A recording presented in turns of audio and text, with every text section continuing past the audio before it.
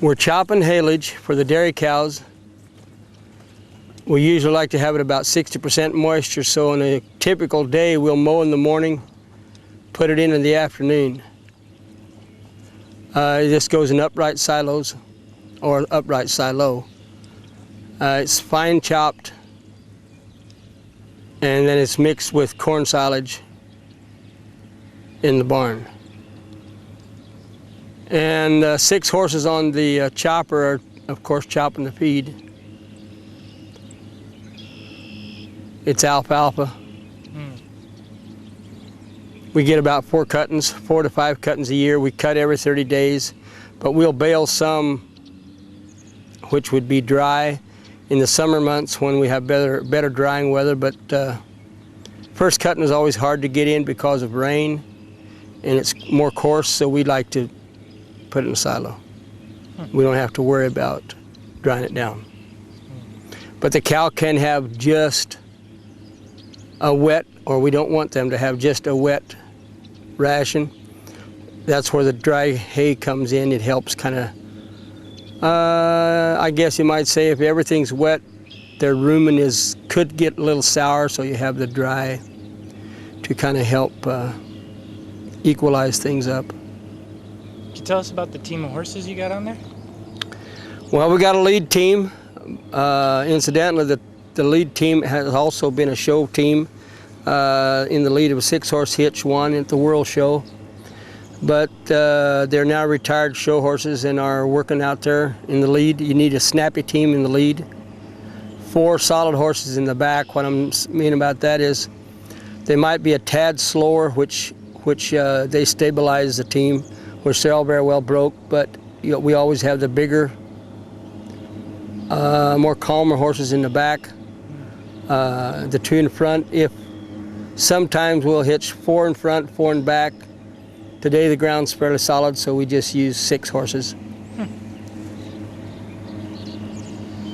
Now I know you're pretty into breeding your horses, and you have special horses and things like that. Are any of these some of those special ones? Yeah, the left mare in the front is a very popular mare. She's won a lot through the years. She's got an All-American daughter.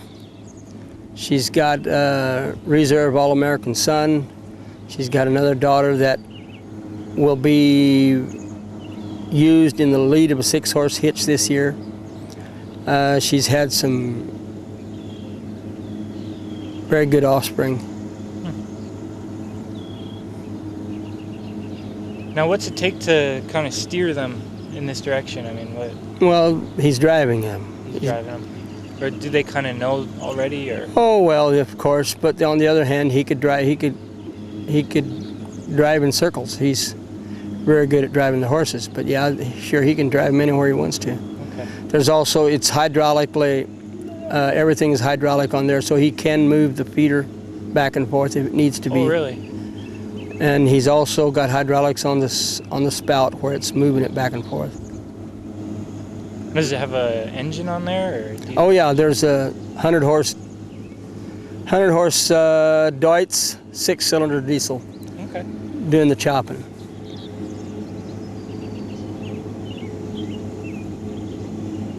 Now, how long does it take till he fills that wagon? About from the time we stood here till just pretty soon. Oh, really? Okay. About 5.5 minutes.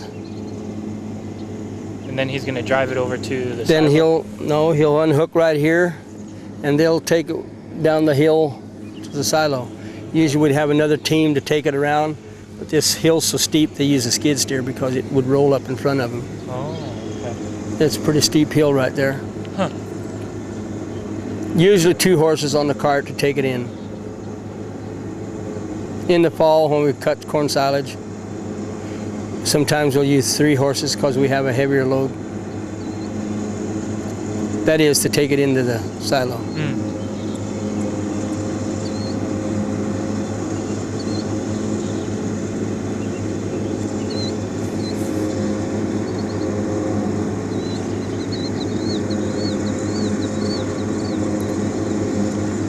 If you note how slow the horses are walking, that takes a lot of skill to get them trained to do that. They're taking very, very short steps. They're walking about a third as fast as they normally would. Really? And that is very, very hard to do. You walk slow once and see how easy it is. They're just barely creeping. See how short a step they're taking? Yeah. That maximizes their power because they've got less stroke. And it's also because he has to go that slow because of the... So how do you train them to do that? Years of... There's always, every time you break in a new horse, for instance, and he just learns he's got to do that. It would be tough to break all 6 horses to do that at once, but it's a step-up thing. You really never find out that you did train them. It's they just, one learns from the other.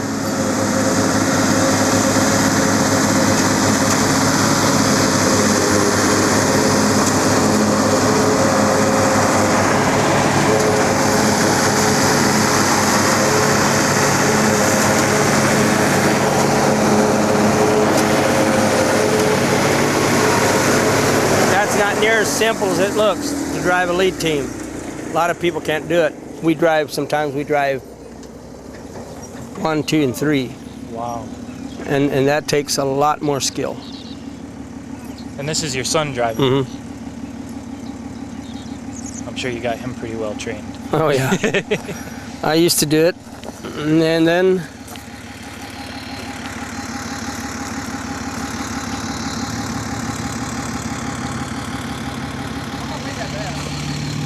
Leave that rest. oh, okay. Is it getting dry? Well, barely. Okay. Okay. You reckon you can get a load with a round over there? What type of load was what happened? It's probably quite a bit wetter than this though.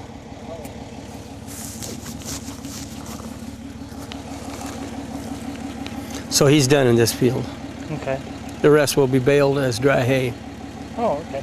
tomorrow, if it doesn't rain. Seems like that's the saying of the spring. Huh? Yeah. Well, we don't want it to quit raining either. Mm.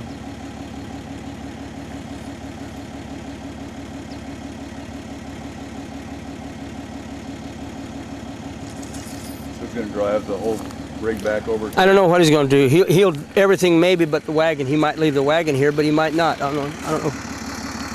He'll probably take that along. Yeah, he'll take everything.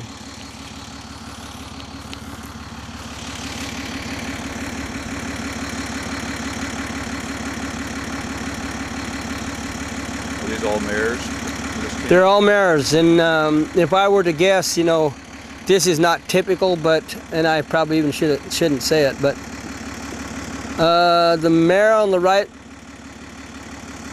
in the right wheel there, I was offered $30,000 for last summer and turned it down. I would guess there's about $100,000 worth of horses there, but that's breeding stock. You know, it's not necessarily the typical price. You know.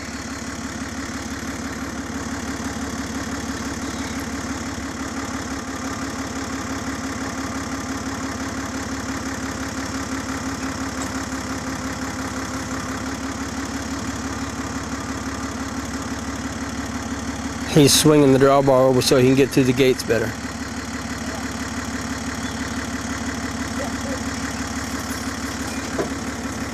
See how the lead team holds their head up? That's the way you want a lead team to look. Very graceful.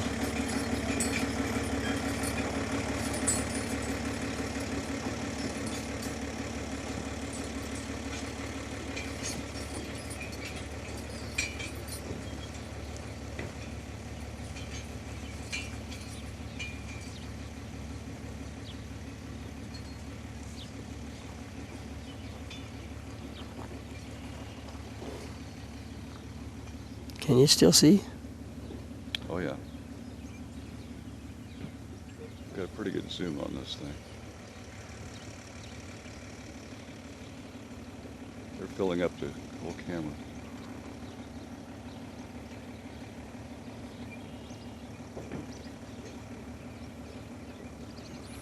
It probably never was as important to use horses as it is this year with the fuel prices the way they are.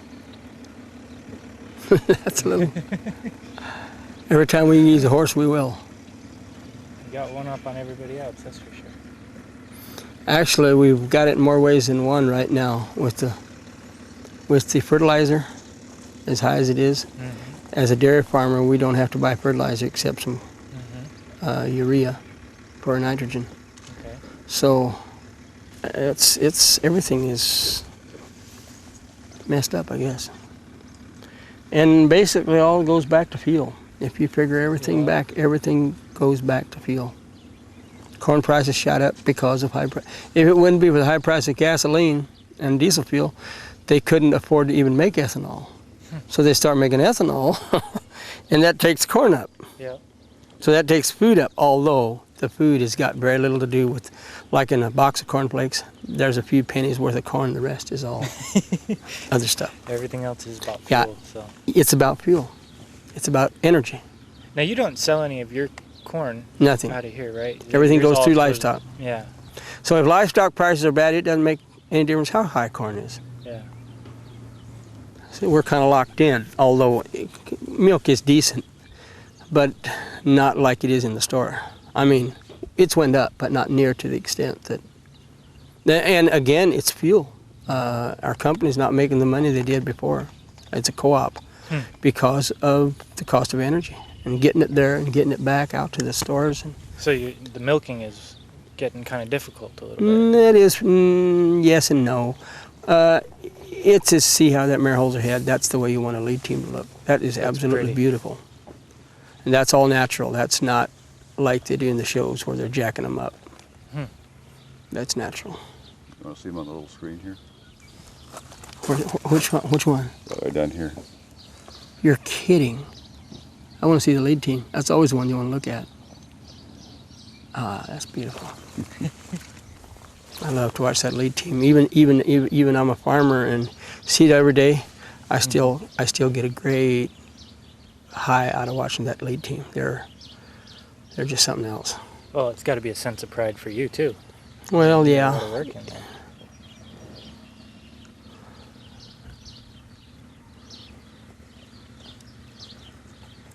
The standardbred is what we use usually is a retired racehorse or a horse that wasn't fast enough to come off the track. They sell them to dealers, then we have sales and people buy them. This is the way this mare was acquired. She was a very expensive mare because she's got a lot of style. She's also a brood mare. She's had 3 colts out of a Dutch harness horse. The Dutch harness horse is an imported horse from the Netherlands. They're a very stylish horse with a little bit more bone. Maybe they'll hold up a little bit longer in the buggy, is the idea. They also have more style. They're pretty high in demand right now. Probably by the time we've got everything set up, they'll go down a little bit, but right now they're kind of high. We've got another Dutch harness mare. Actually, we've got 3 mares now bred to a Dutch harness horse, so I think it will probably work the way it looks.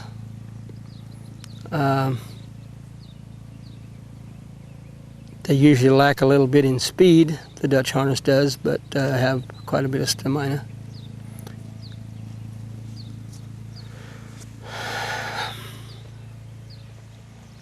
Do most of your neighbors use this kind of horse? Or? No, standardbred, yes. Standardbred is probably 95% of the horses used in the buggies are standardbreds. The 5% are Morgans and maybe some saddlebreds just here and there. But the standardbred is by far the most because he's more or less a byproduct from the racing industry. So they'll be trained. They will already be ready to go because they have been training them and discovered they weren't fast enough or whatever. So we will be able to get them at a discounted price usually. Who knows? Probably a third of what they paid for them as yearlings. Wow. You know, because they are not good enough to be a racehorse.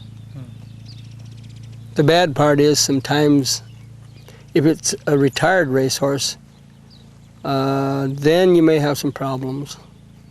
You may have, worn out ligaments here, there, whatever.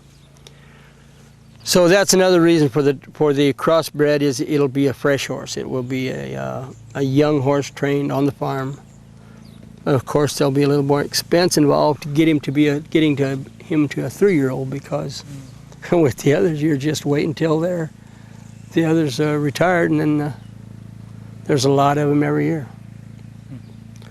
But I guess there's a lot of Amish people looking for driving horses too. So it's amazing to me, because every year I can't even imagine how many new horses brought in. Probably, I won't even. In this community, probably around 300 to 400 every year. Wow, really? And we're just a small community, so how many over in other parts of the United States where there's Amish people, I don't know. A lot. I mean, a lot. Yeah. There's some traders that will handle up to 500 horses themselves.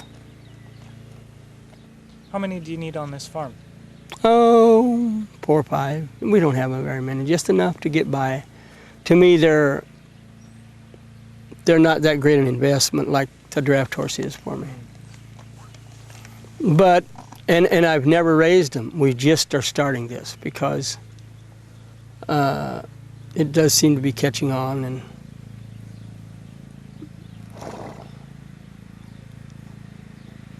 I thought maybe I should be looking at another breed besides the draft horse to raise.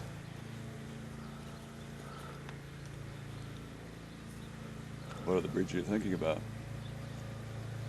Just this. I've looked at Morgans, and the only way you can get in the Morgan business is if you have $500,000. For the good ones. I mean, I'm the ones that'll make you money. The others we call the Midwestern style. They're not the type of horse I like to see. They're kind of a dumpy horse. I've thought of different kinds of horses, and the Dutch harness standardbred cross I'm going to try.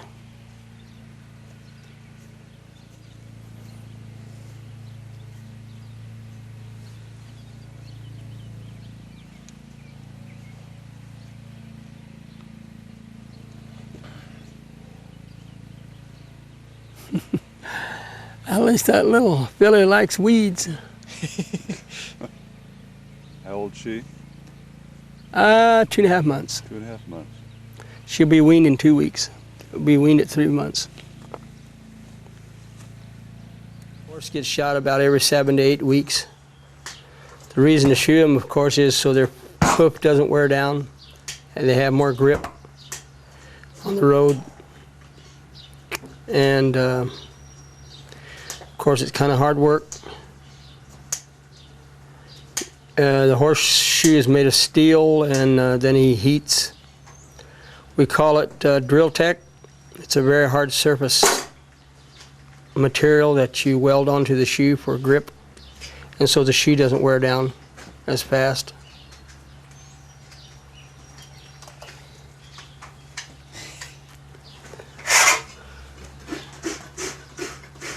So John comes out.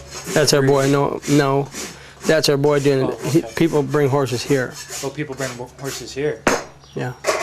How many horses they bring? Sometimes he goes to the farm. Quite often, actually. Oh. I guess comfortably, if he would, he could shoot 4 in the morning, 4 in the afternoon. But usually he's. I don't really know. How many did you shoot yesterday? 5. Shot 5 yesterday.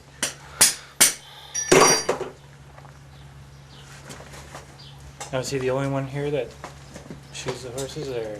Oh, I can shoot him in a pinch if I have to, but I don't really make a profession of it. There's probably one horseshoer per, I don't know, 150 families, I would guess. Huh. There's probably 4 to 5 horseshoes in this community.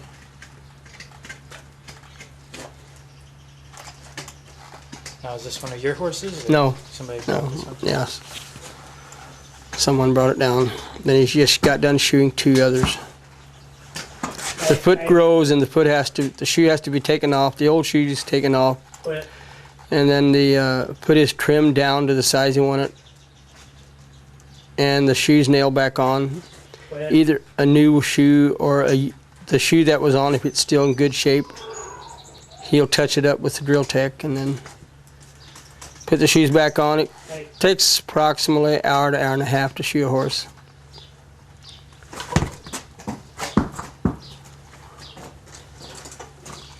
So now, do the people that own this horse, do they trade something with John for doing this, or? No, they pay. him? They pay him. What's the average cost? $50. $50. Just not very long ago, it was 30. It's still, the average is probably 38. 38. I thought, well, whatever.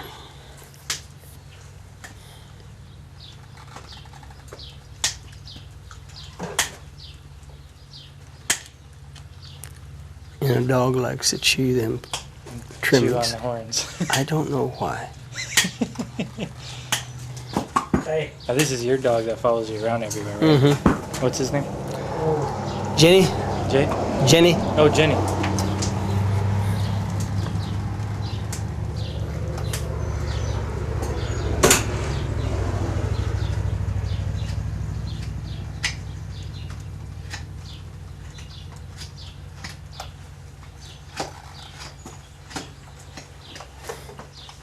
See, there's a new shoe put back on, but the nails aren't clenched yet. He'll clip those off and clench them, what we call clenching.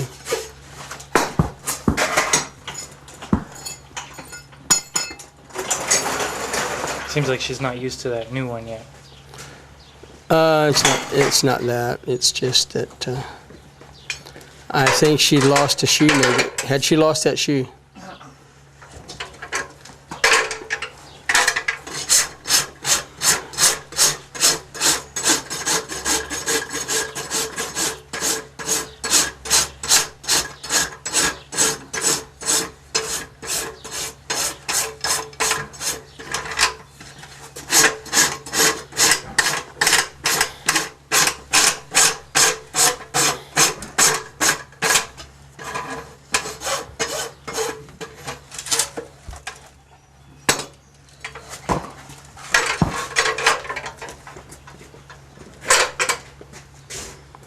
So what kinds of tools does he need to have? Oh, there's quite a few different ones. That what he's using there is a rasp. Okay. Then he, of course, needs a hammer. He needs two different kind of rasps. Not actually two different kinds, but he's got an old rasp he always uses to rasp down the head of the nails a little bit. Obviously, he doesn't want to use a new one. It would be hard on it. And a clincher. There's a clincher. That clinches those nails tight. And he's got a little steel block he uses to draw them up. And nippers. The nippers are very expensive. I think like $190 just for a nipper. That's what takes the long toe off. Oh, there's a few other tools he also uses. One is it's like a chisel that'll cut the shoes off.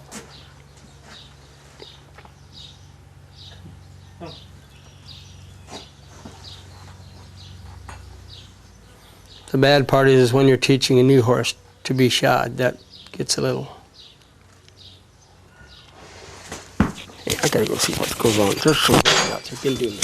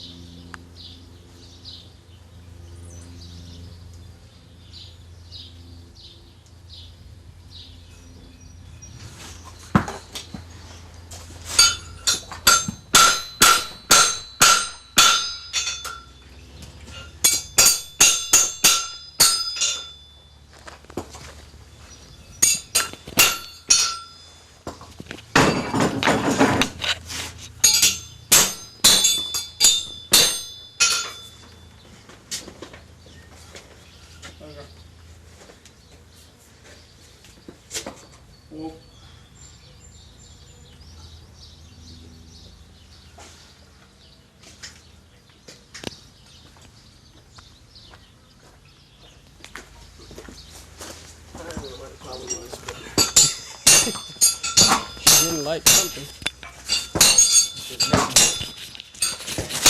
Missing a little bit in her top story. That's the real problem.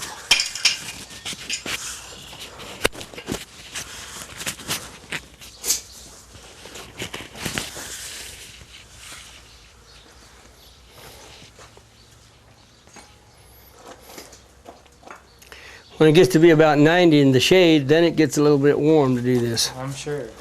But there's always cool spots in a fan. It's probably better than being out in the sun doing carpenter work.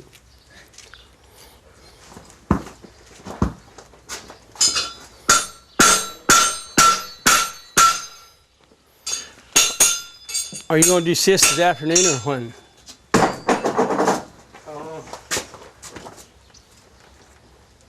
I got to have her tomorrow.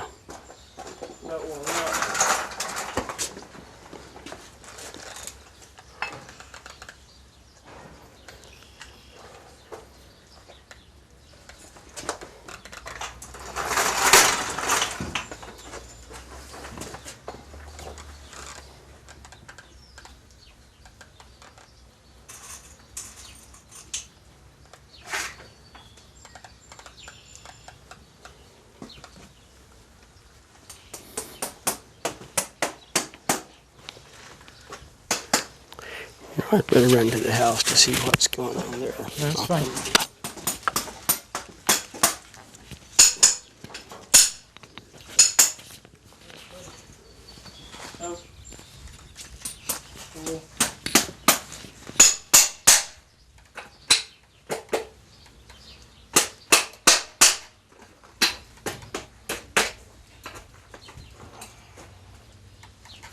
Oh.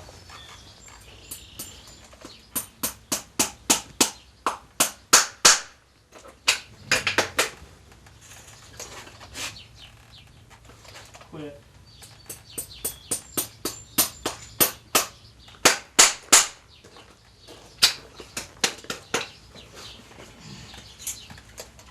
Quit.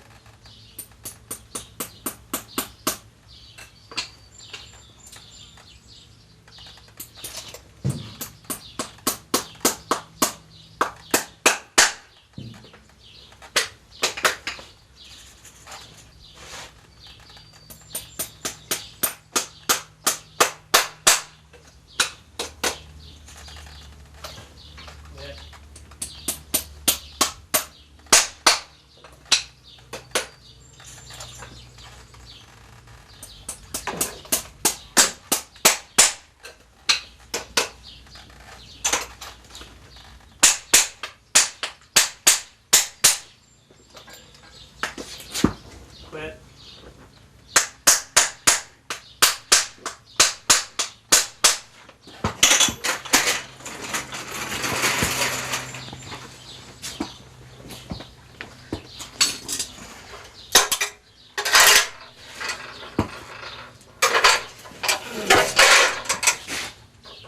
Sure don't take long to wear your back out doing this.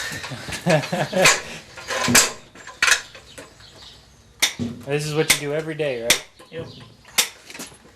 Which I done it for a couple of years and then I quit for about a year. Then I just started again a couple months ago. So I'm not toughened up again really.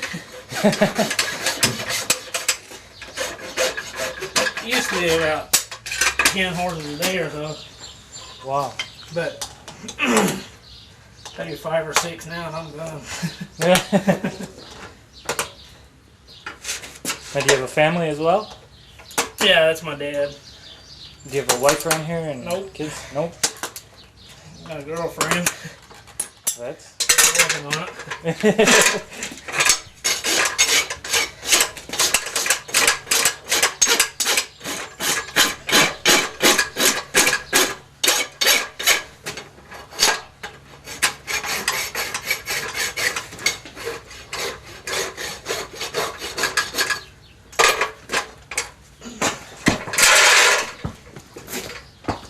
There's days I wonder why anybody want to do this for. Well, you're certainly sweating enough.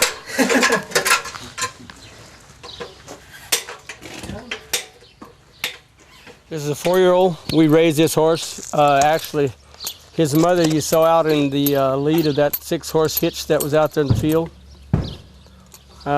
He's grand champion at Illinois State Fair. Also, I believe at Wisconsin and Iowa, I forget sometimes, as a 2-year-old.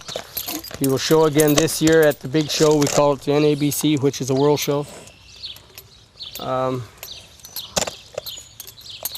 He stands 19 hands. 18 hands. He's a big horse, so he stands 4 inches taller than most of the big horses.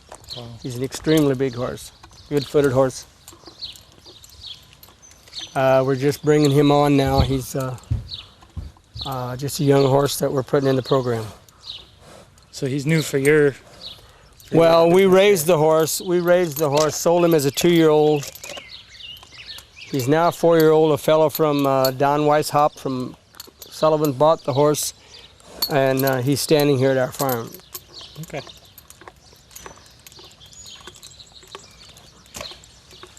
And tell us again a little bit about what you look for in a horse. in a horse like this.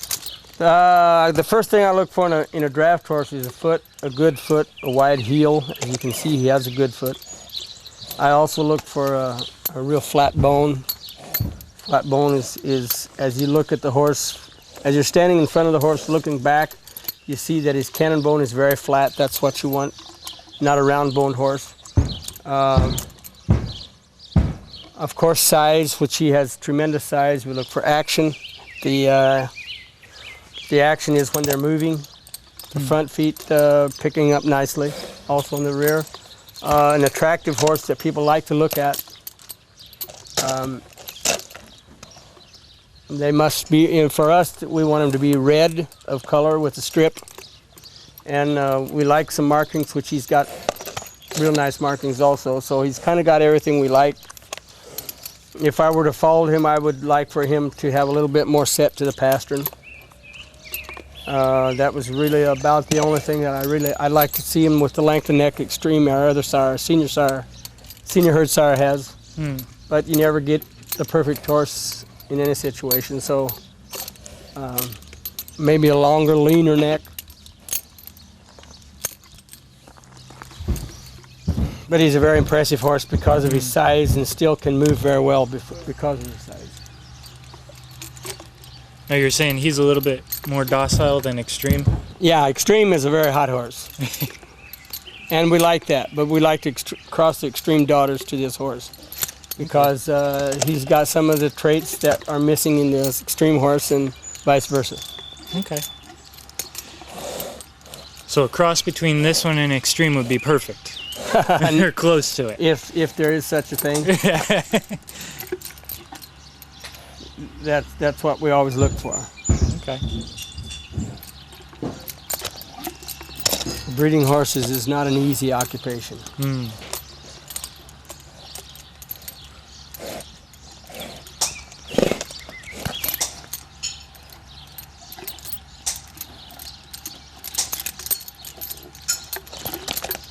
If you saw those mares out there,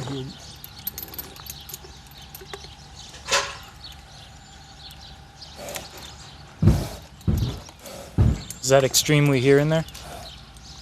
you can't open that window from the outside, can you? His window should be open. That's why he's banging around? No, he's banging around because he's seeing us. Oh.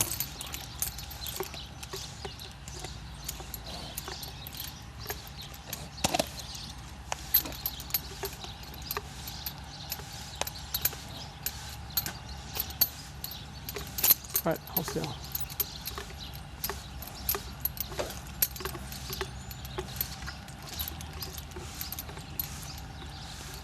Now, do you let him out to pasture? Do you... No. No, not at all? Not the stallions. And they Okay. could tear things up too bad. Okay. When the breeding season's over, that paddock in the back where that mare and colt were in, one will be turned in, the other, and he will be getting ready for the show, so he won't be turned out, maybe at night a little, but it can't be sunburned.